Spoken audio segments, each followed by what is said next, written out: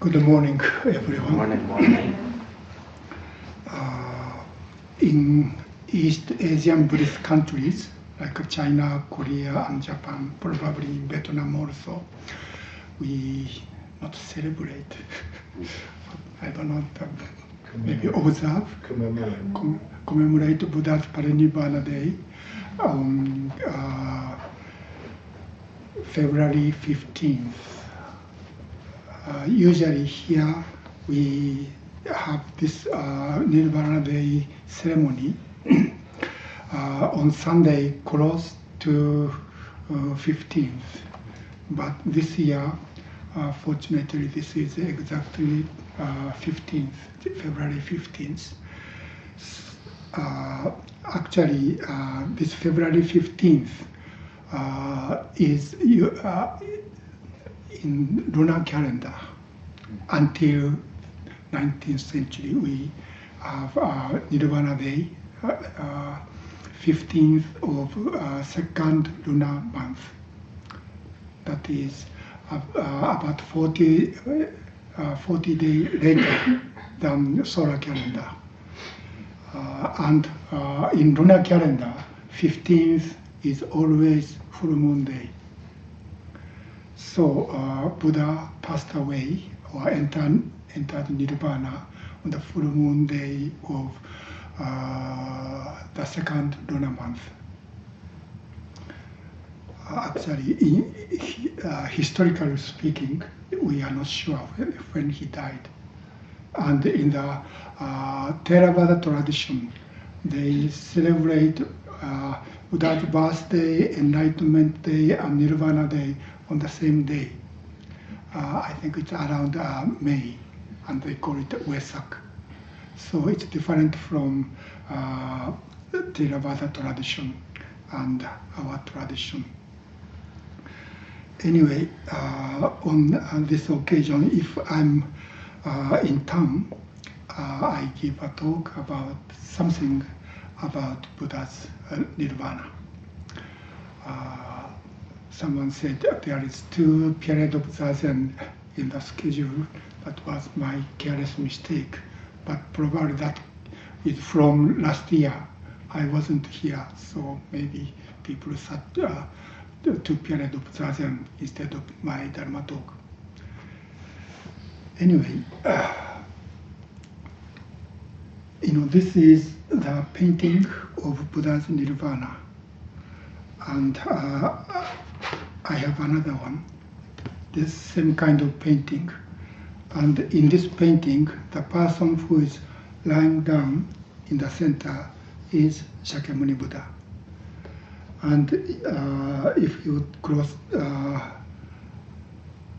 look up, you can see many people around the Buddha. And in this painting, some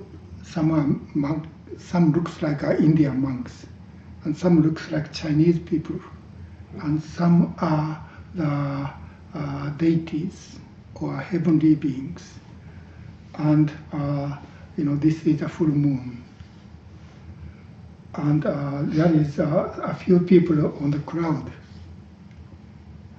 This woman in the center is Buddha's mother. So when Buddha died, many people, both monks and lay people and even heavenly beings, came to pay respect to the Buddha, and also they are very sad, and most of them are crying. And not only human beings, but also there are many animals are there. The interesting point of Buddha's life is Buddha was born in the park, in the Lumbini. And when Buddha attained enlightenment, he was sitting on the ground under the tree. And when he died, he also died on the ground. These are the trees called Sara trees. And it is said, even though it was not the season to bloom flowers, somehow those trees bloom flowers. and those flowers fall down. Anyway, that is how Asian Buddhist has imagination about Buddha's dying. That means Buddha was on the ground, and not only human beings, not only his disciples, but all different kind of people and even animals visiting and share the sadness of Buddha's death or entering Nirvana. Anyway, what I'd like to talk today is part of Parinibbana Sutra, not sutra but sutta from Pali. This sutta is about Buddha's final travel. In this sutta, in the beginning, Buddha was staying at the Vulture Peak near Rajagriha, that is the capital of Magadha. And somehow he traveled. And the scholars think he traveled toward the north. And some scholars think he was returning to his own country, that is today's Nepal. We are not sure where he was going, but on his way, within his traveling, he passed away. And the part I'd like to talk today is after for a while, he visited several cities and villages. He reached a small village named Beruva. And that was the beginning of the rainy season.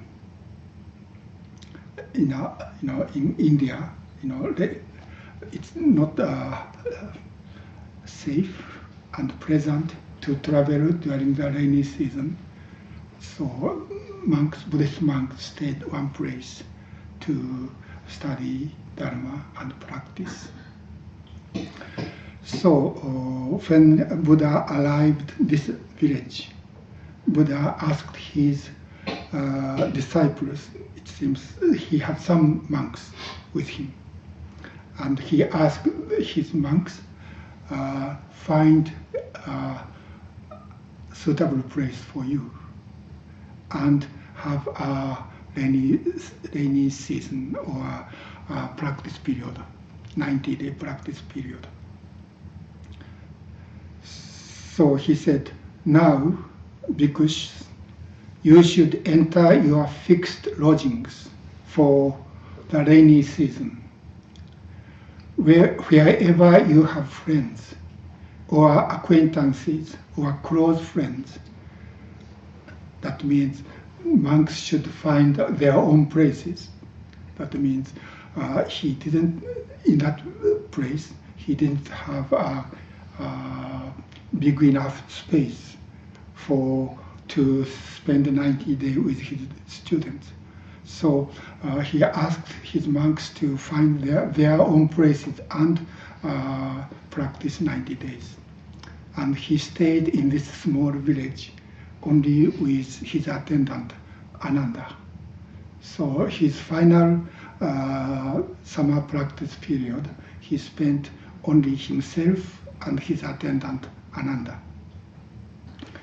And according to this sutta, during this summer practice period, he became very sick. At the time, he was around 80 years old. So the sutta says, when the venerable master, that means Shakyamuni, had taken up residence for the rainy season, he suffered a severe illness with such pain that he thought he would die. So when he was sick, he thought he was dying.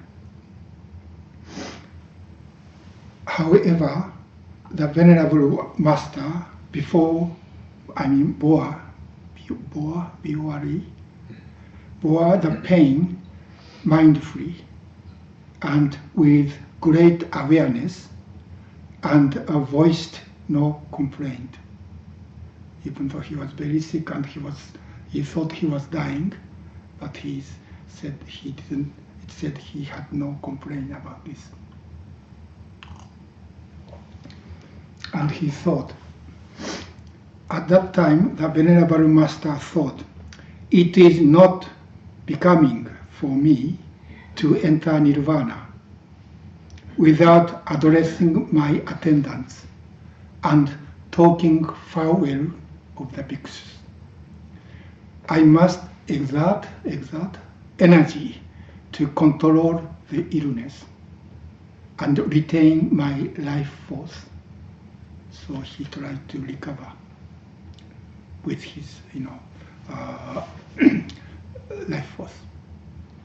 Then the Venerable Master exerted energy to control his illness and retained his life force.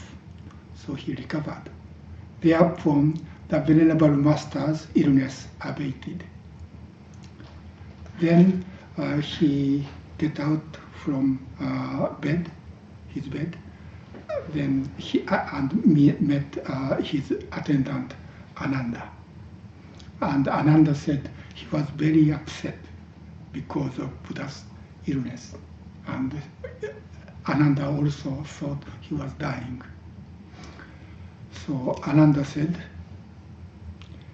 I have seen the Venerable Master in comfort, and I have seen the Venerable Master becoming healthy again. My body stiffened a little. That means when he was sick, because he was upset. Astounded, I lost all sense of direction. The various teachings were not clear to me, so Ananda's mind didn't work well.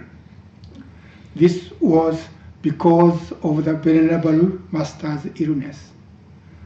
Now, however, I am able to find a peace of mind. So because he recovered, Buddha recovered, Ananda said he could find a peace of mind. I think this is a very natural thing to say as an attendant, because the Venerable Master will not enter Nirvana without relating some teaching to the bhikkhus. So Ananda asked Buddha to give the final dharma discourses, and Buddha, tried to recover, not to die, not to enter Nirvana, without giving the last discourse, last teaching to his monks. And in the next paragraph, he started to teach, to give a final discourses. Actually, this is not really final, but final discourse within the summer practice period. And the audience was only one person, Ananda. And his Dharma discourse was very interesting. He stayed alive. He decided to stay alive to give a final teaching. And his attendant asked him to give him final teaching. And he started to teach. To me, this teaching is very interesting. He says, Ananda, what do the bhikkhus expect of me? In this case, this bhikkhus means Ananda himself. What do you expect from me? I have taught the Dhamma without any distinction between exoteric and esoteric teaching. And it said, in my teachings to all people, no master's fist exists. Attempting to hide something from the disciples. This means he has this exoteric, and esoteric means, some teaching is all public, all people, but some kind of important teaching is only for certain special people. That is called esoteric, and that is called a teacher's feast. All other teaching can be shared with all people, whether monks or lay people. But some secret, there must be sometimes in religions, teachers give this innermost secret teaching only to small number of elite disciples, or sometimes only one person. That is a kind of image in Asian spiritual tradition. But Buddha said, there's no such thing. I don't have teacher's feast. Nothing is hidden. I taught everything I need to teach. So there's no secret teaching. And I have already given all the teaching. So this is the meaning. What do you expect from me?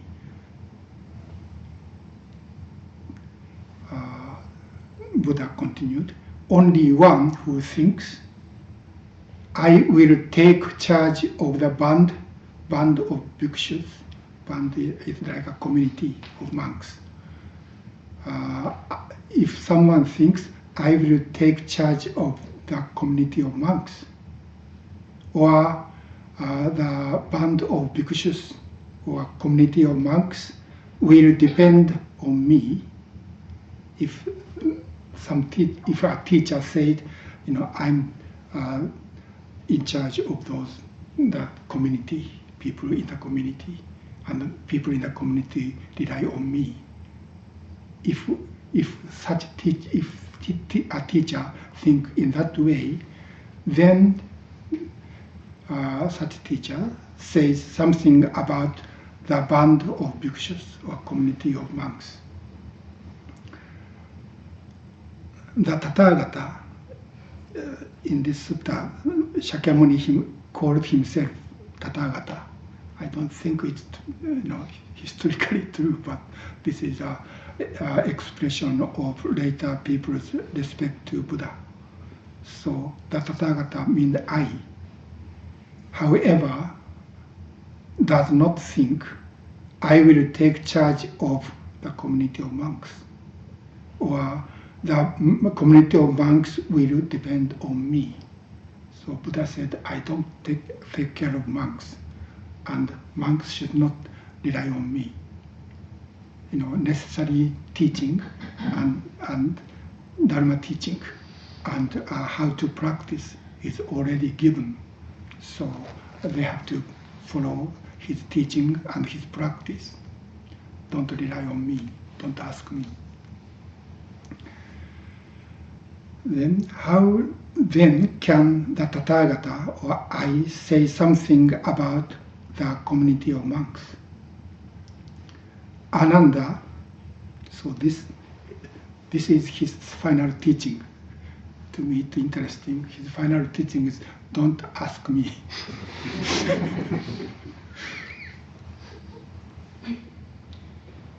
So I feel like, he was almost like Zen master.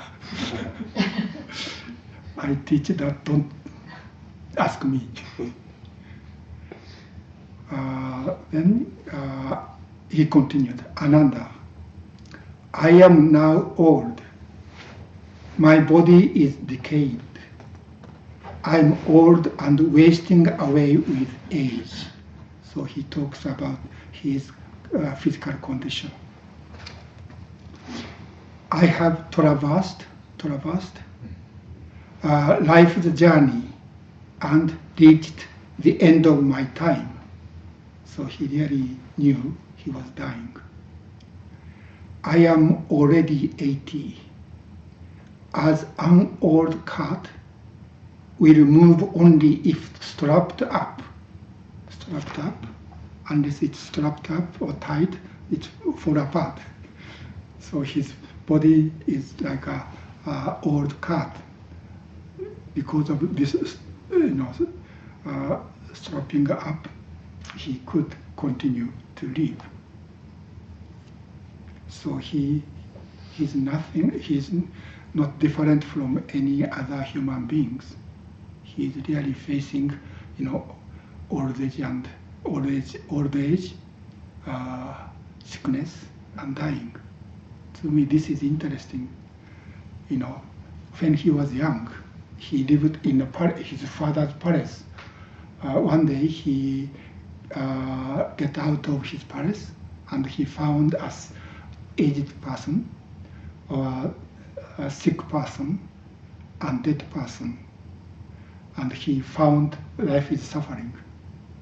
And fourth day he saw a monk, religious practitioner, and he made decision that he left the palace and become a religious practitioner.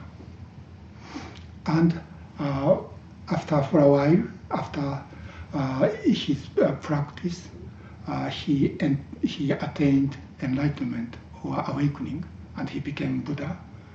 At that time, he said, "I conquered all suffering of aging, sickness, and dying."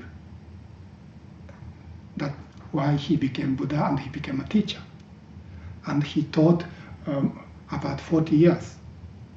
And when he became 80, he was like those people he saw when he was young. So I think this is a very interesting question. What happened when he attained awakening? The Shakyamuni's condition when he was dying is exactly the same with the condition of the people he saw when he was young.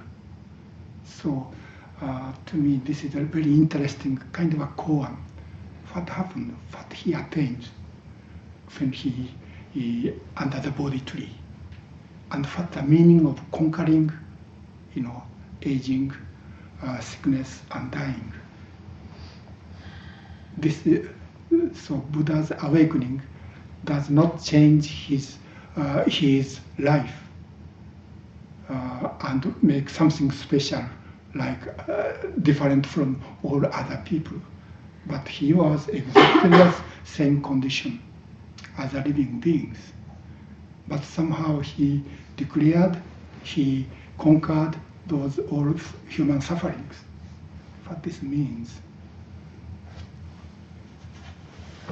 Anyway, so he described his condition, and he said, "It is only when the Tathagata, or I, do not dwell in his mind, in my mind, his outward characteristics, when he causes the cessation of certain feelings, and when he enters into the concentration of mind that has no outward characteristics, that his body is sound, comfortable."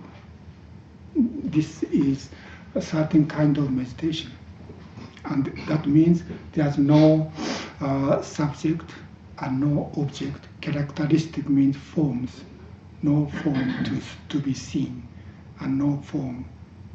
That means his body is a form, but there's no characteristic, means no form, and no feeling. So no self, no object, and no feelings. Then that is the way, I think that is what we do in our zazen.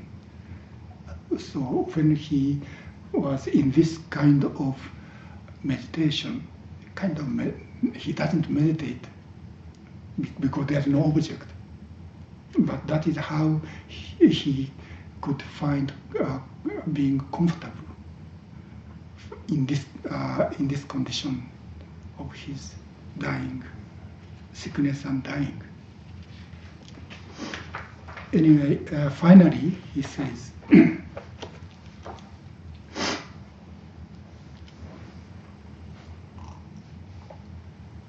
I think this is one of the most well-known sayings of Shakyamuni, or even in the entire Buddhism. That is, therefore, in this world, you should be island unto yourselves, your own refuge, depending upon no one else, with the Dharma as an island, and the Dharma as a refuge, depending on nothing else. This island is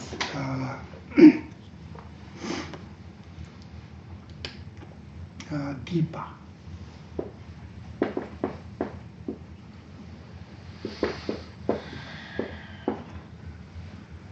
And the island unto yourselves in original Pali is atta deepa. And island, Dhamma as island is Dhamma deepa. And this word deepa was translated into Chinese as lamp. So in Chinese translation, this sentence is translated as make yourself or consider yourself as the lamp. Lamp means teaching that within darkness we can follow, we can find the path. But according to modern scholars, this deeper cannot be a lamp.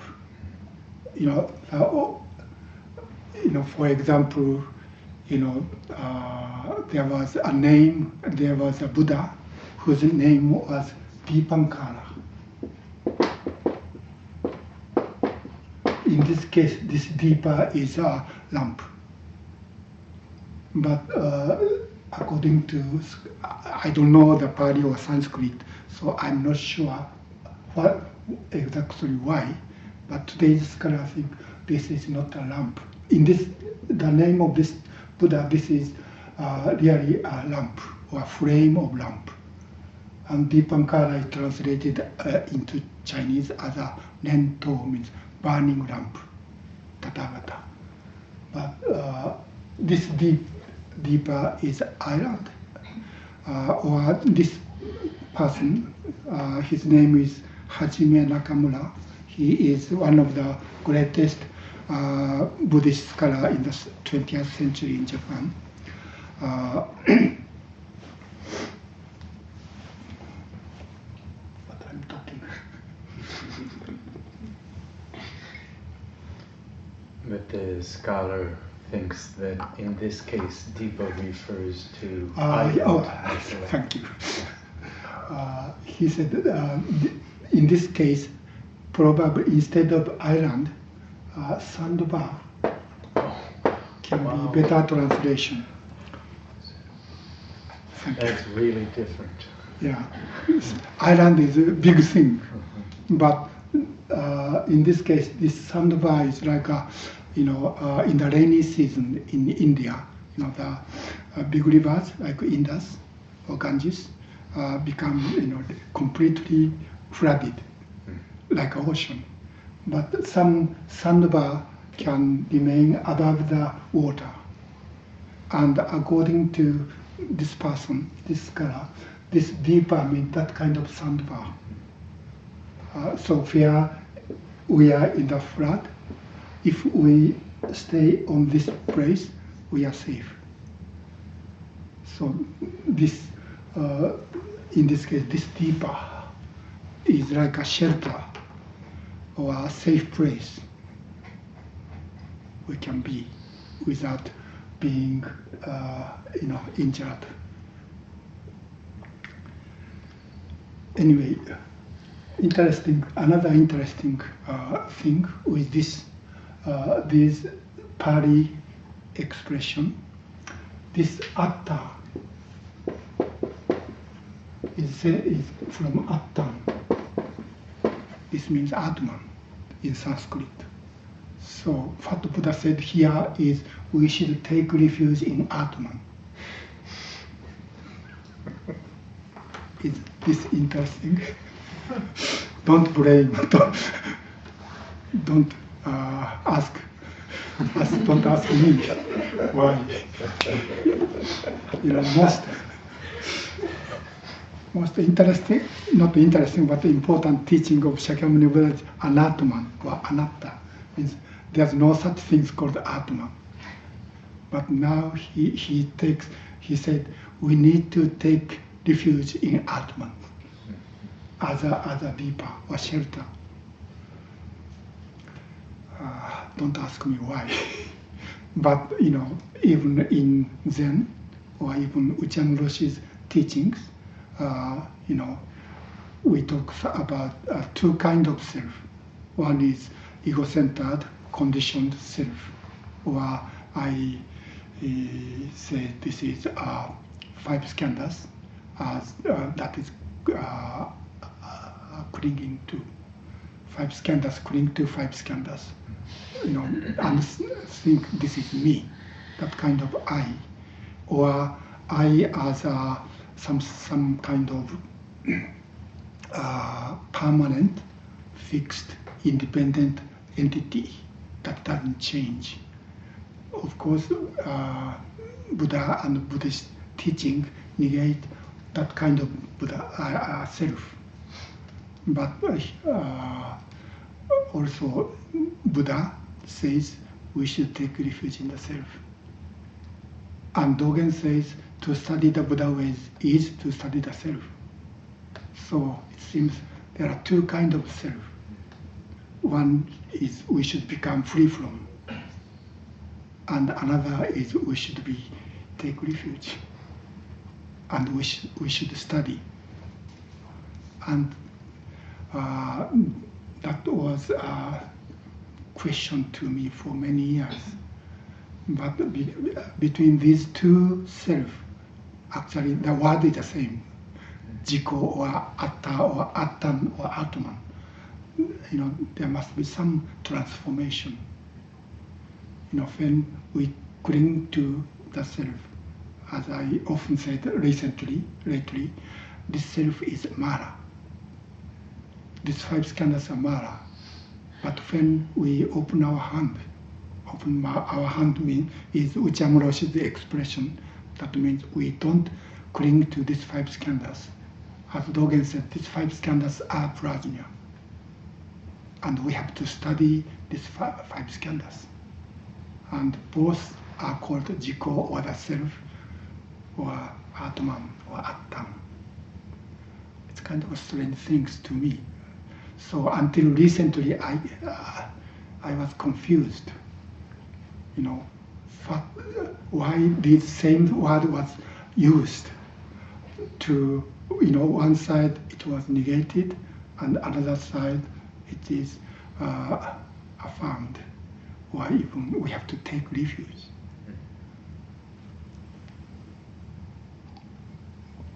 But these days, I think if there is a transformation between these two, then the same thing can be something we need to be free from. And after transformed, we have to take refuge, study and take refuge with this self. So after 30, 40 years of study and practice, it's this point start to make sense to me. So Buddhist teaching is not so easy thing. Anyway, this statement by Buddha, we should take refuge in the self.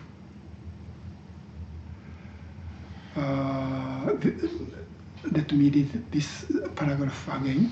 Therefore, in this world, you should be island, or this deeper, or shelter, or refuge unto yourselves, your own refuge, depending upon no one else.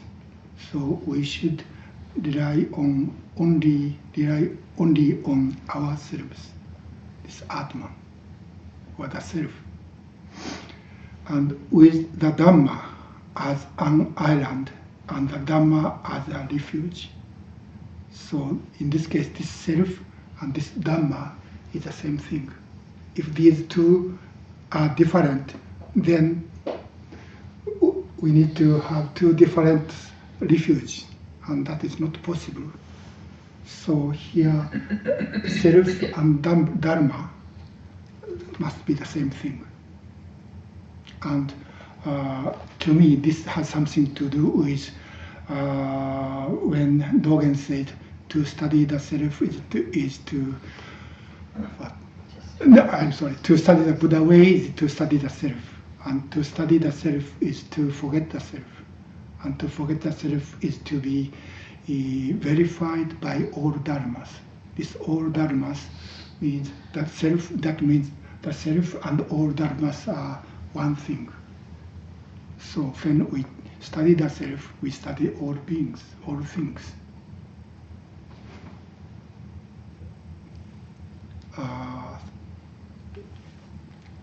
And this teaching, as I said, is one of the most well-known teaching and almost the final teaching of Buddha. Take refuge in the self and take refuge in the Dharma, nothing else. And Buddha said, that means don't rely on me. You should study the self. You should become free from ego-centered self, and we should study the self, which is one with all beings. And that is what Dharma means.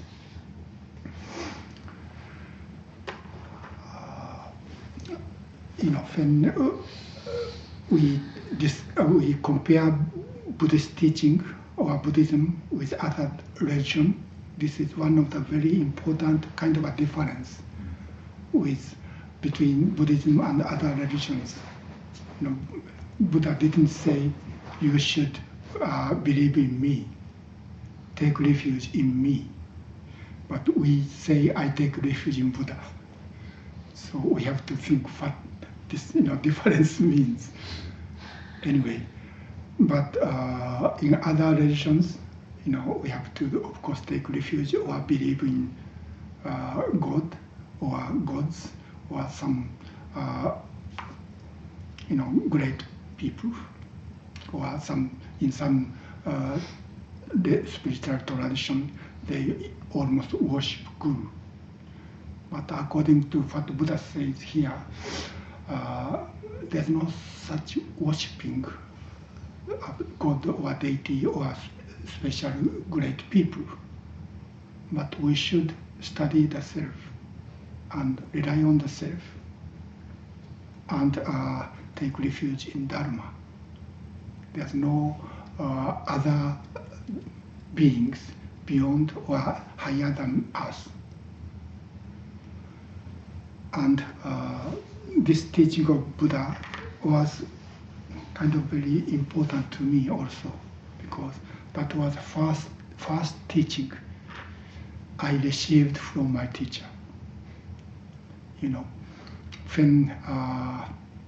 When people ask me to be ordained as a priest, I always speak what Okumura Roshi said when I asked to be ordained. And first thing he said was, I never encourage any people to become a monk or a priest, because to be a real Zazen practitioner is really difficult, even in a Buddhist country like Japan. And he said, there are already too many meaningless priests. I didn't want to add one more. That means if you really want to practice Zen or Zazen, then he said, I have no authority to reject someone who won't become Buddha's student. So I had to make decision by myself. my parents were not happy when I wanted to become a monk or Buddhist monk. And my teacher didn't recommend me to become a monk. So I had to make decision by myself. I couldn't rely on other people's recommendation. And I was really happy or lucky that no one asked me to become a Buddhist monk. I had to make decision. Therefore, I cannot complain. After I became a monk, but continuously, there are many difficulties. And I thought, this is not what I expected. But still, I had no excuse to quit because no one asked me to become a monk. I wanted. So I had no excuse to quit. I have to go through it. So I was very lucky that my parents didn't want me to become a monk, and my parents didn't recommend me, but I have to make my decision how to live. And right after I received ordination, the day after the ordination ceremony, for that ordination ceremony, my father came attend to the ceremony, and when he had a greeting with my teacher, my father asked Okumura Roshi to please take care of my son. Of course, Okumura Roshi didn't say anything to my father, but the day after, I had a chance to personally talk with him. And what Okumura Roshi said is, yesterday your father asked me to take care of you, his son. But Okumura Roshi clearly said, I cannot take care of you. That means I have to walk my own legs. And he also said he never watched his disciples. And he is always facing the Buddha, or Buddha way. He had to walk. And if we want to be his disciple, we should follow his path. So he never, watched this way. So that means he was not a babysitter. So, we have to walk the path he was walking with our own legs. That is what, the first teaching I received from my teacher. And to me, that is exactly the same as what Shakyamuni said to his own disciple, Ananda. Well, it's already almost 11. So, as a one of the final teachings, what Buddha said here is really important to me, and not only to me, but it's really important to understand the nature of Buddha's teaching or Buddhist teaching. Of course, in the history of Buddhism, there are many different kind of elements added, especially in Mahayana Buddhism. There are many practice or kind of a devotional practice. But basically, fundamentally, Buddhist teaching is not relying on anything. We cannot rely on even our teacher, but we should rely on the dharma. And that's it.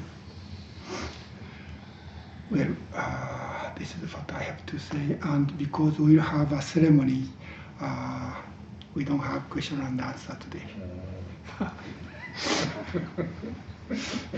Do you want? Yes. Okay, please.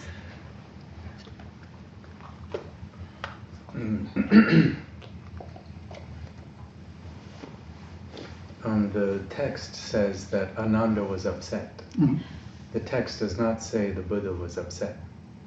No, it doesn't. Is that not an indication, or could that be understood as an indication of being free of the suffering associated with sickness, aging, and death? I think so. You know, Buddha was not suffering. Mm-hmm. Buddha has pain, Yeah. but he doesn't suffering. Yeah. He doesn't suffer. You know, this is not a big difference, but it's really big difference. That means Buddha has, you know, ordinary human condition, but somehow he doesn't suffer. So yes, I think what you said is right. Could I just add one piece of information to the sandbar comparison to the island? Mm-hmm. So a sandbar is ephemeral. The sandbar you see this summer may not be there next it's summer. impermanent. Yeah, and that it's not a fixed thing. Yeah, whereas island appears more fixed. Yeah.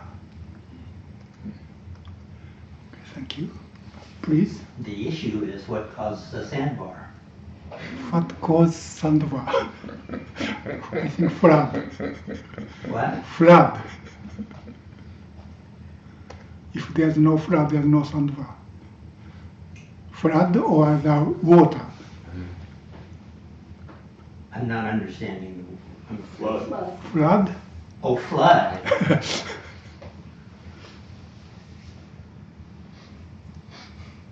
I think flood means suffering, danger, and all difficulties we have. Therefore, we need a sandbar, and we have.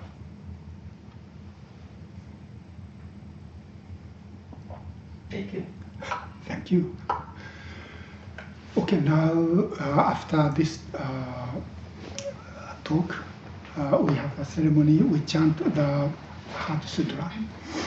And after the chanting, we offer incense. So I ask or invite each of you to offer incense. And after the ceremony, we have a potluck lunch. So if we have time, please stay or share the lunch together. Did you some arrangement about your ride to the shuttle stop? If anyone can give me a ride to the shuttle stop, it said 12:30 or 12:40. Thank you. Thank you.